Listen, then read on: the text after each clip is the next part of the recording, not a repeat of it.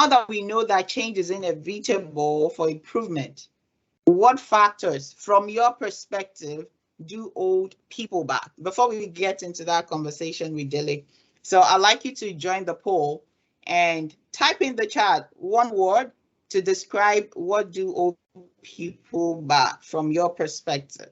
So if you are joining on your phone, you might just have to click on the chat, slido.com. Let me type that in the chat again for those of us that just want to click on the link. So if you go to slido.com, you will be able to type your view to say, this is something I think is probably, yes, unable to keep the focus, yes. And if you see anything on the screen and you want to add your voice to that, you can type that again.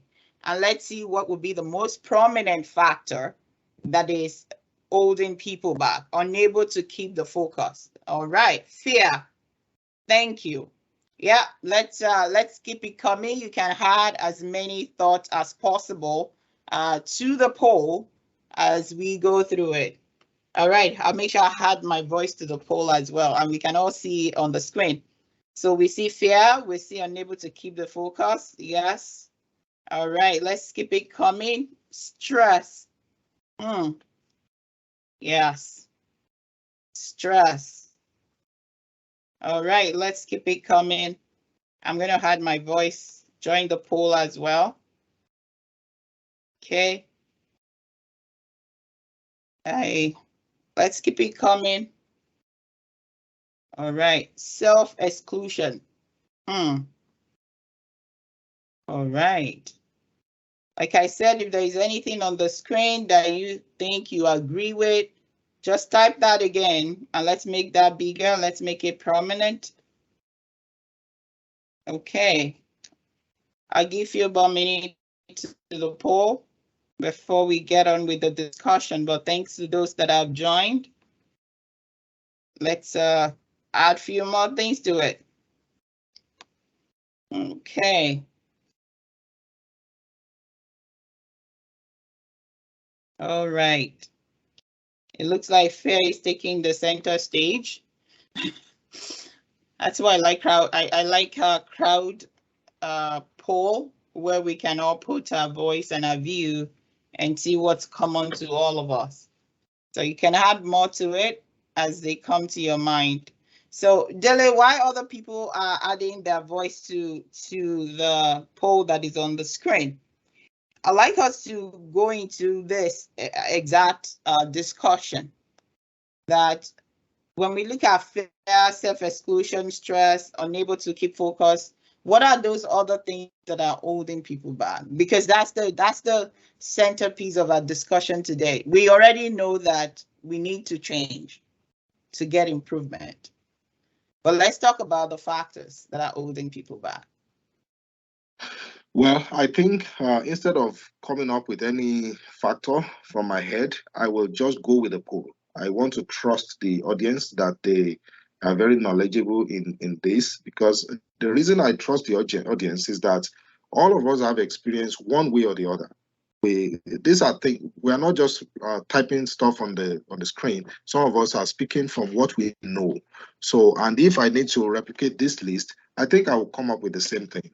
So there are fear, or what they call phobia. So, and phobia could be positive or negative. It could be fear of the unknown.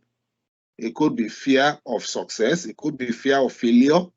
There are all kinds of fear that people have that hold people back. So I will go with the poll. I think fear is actually number one. The reason people are unable to change. And let me look at fear in this way. Maybe is the fear that when I take this step, when I try to change this thing, I'm not sure what is on the other side of it for me.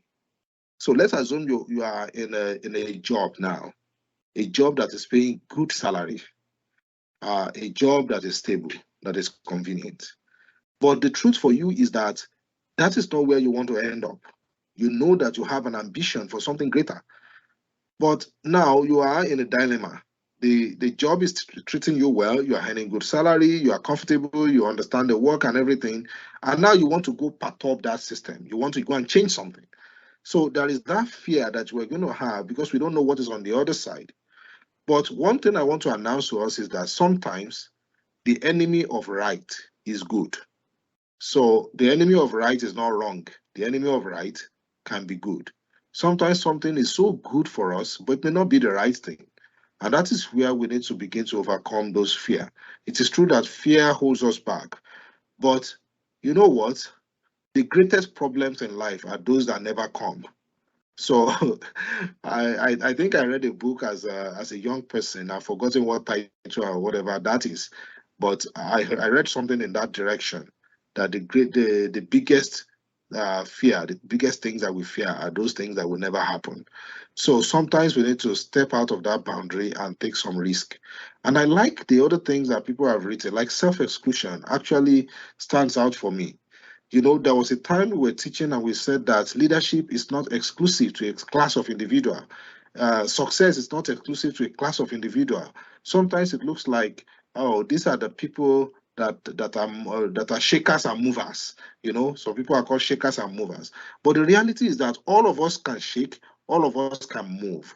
What differentiates the person that is shaking and moving from the person that is not shaking and not moving may just be the mindset that we have talked about. If we begin to change, you know, sometimes this thing doesn't just happen in one day. It may take a while for us to get into it. But, you know, self-exclusion can be a problem when you don't see yourself that way. You don't see yourself as someone that is controlling the affairs. You don't see yourself as a millionaire. You don't see yourself as somebody who could, you know, be a Hollywood star. You don't see yourself as someone who can record a hit record label. You don't see yourself as someone who can become the vice chancellor of a university. You don't see yourself as a successful business person.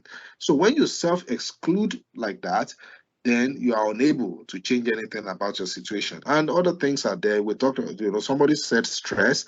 You know, some people are already having a lot of load on them, such that it's difficult to change. And I think that's important. I can see Lekon raising his hand. Please let's welcome Lekon to just contribute to this conversation. All right, go ahead, Leka. Thank you very much, Mr. Daly. Thank you for blessing us with your beautiful book. I have the book. I haven't been able to read from the beginning to the end, but I've read a sizable portion of it, and I thought that it's a wonderful book. So I put fear and self-exclusion out there because those are the things I've experienced personally in my place of work. Coming from being an immigrant and a newcomer in Winnipeg, and you work amongst other professionals, you begin to experience some fear and exclusion because you just realize that your training and your background makes it impossible for you to compete with other professionals where you work.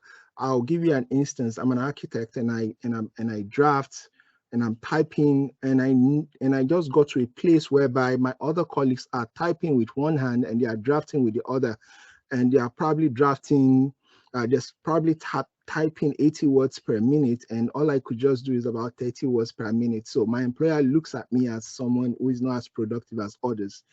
So in conversations, when they share ideas, I look at myself that, you know, I don't think I have what it takes to compete and to be able to offer as much insight as they do, because my training already makes me a bit inferior. So those are some of my own struggles. Wow, that's fantastic. I think many of us can actually relate with that. The fear is there, whether we fit in or not, whether somebody is even going to accept us or not, or whether we can compete or not. And we begin to doubt our own ability. So one good question, I can turn that around and ask a question. So what is the antidote for that? So when we see ourselves in a situation where it looks like everybody else is moving very fast and then we are still here, what do we do? I don't know if Lekon still wants to talk about that, or Ruth, or somebody else in the room. Yeah, I could. Well, I try to answer those questions, and my thought is, how can I make myself better? And that even eludes me, because I'm coming from the tropics, whereby we just build with bricks and mortar, and I'm in an environment where it's temperate and they just build with wood. So it meant that I have to take classes in the evening, 6 to 9, to be able to understand and be part of those conversations. And I'm adding stress to my already stress situation. So it's a bit difficult and dicey to be able to get out of that situation, because the people I'm competing with are people who have gone to school for 6 years of architecture, who have probably practiced 10 years. And even with my 20 years of experience in Nigeria, I still have to begin again to go to school to learn the building code, to learn about climatic conditions here. And it's not going to happen in a day. So when I see a situation where I can step up in a position of leadership to take on responsibilities and challenges, there is a self-doubt that it looks like I am going to fail even before I start. Yeah, thank you very much. Do you know what you've just done is summarize the whole topic today? You know, we are talking about nothing changes until you change. And the example you gave us now, you were talking about the fact that you needed to go for self-improvement. You needed to bridge the gap. You needed to take those classes. That is the personal change that you needed to go through in order for you to be able to change the situation. But what we notice about a lot of people is that once they get to that point and they see the enormity of change that is required on their part in order to be successful, people just quit at that point. And that is the problem. When you quit on yourself, then you are still not able to improve your situation. Nobody is going to stretch a magic wand at you and say, hey, change. It's not a matter of even going for night vigils and praying, or it's not voodoo, right? It's real. These are real things that we face, right? They are real affairs of life. The truth is that if I want to double my income within the next 2 years, there are steps I can take. There are proven factors that people have studied over time that they know that you can double your income if you do certain things. For example, if you're a salesperson and you are selling 100 articles in a week, you can ask yourself, what can I do to double the number of items that I sell? If you double the number of items that you sell, then you can make double the income that you're making. It's as simple as a simple math. So it could mean that you double the number of sales calls that you make, or you hire somebody else to support your work. You scale in certain way. All these things have proven steps. There are principles that guide them. So it's like sowing and reaping, right? So if you don't put in effort, you cannot expect a result where there is no effort. So again, for you to have done that, Leka, I believe that you needed to have changed your mind first. You needed to convince yourself that this is the way that I should go. And if I go that way, then my situation is going to change this way. Thank you so much for that contribution. I really enjoyed it. So there are so many other things on the screen, Ruth. There is unable to keep focus. When people can't get their eyes on just one goal, when people write the goals of their lives and you see somebody with a list of 25 things that the 25 goals that they have for the next year, that is to tell you that they have no goal.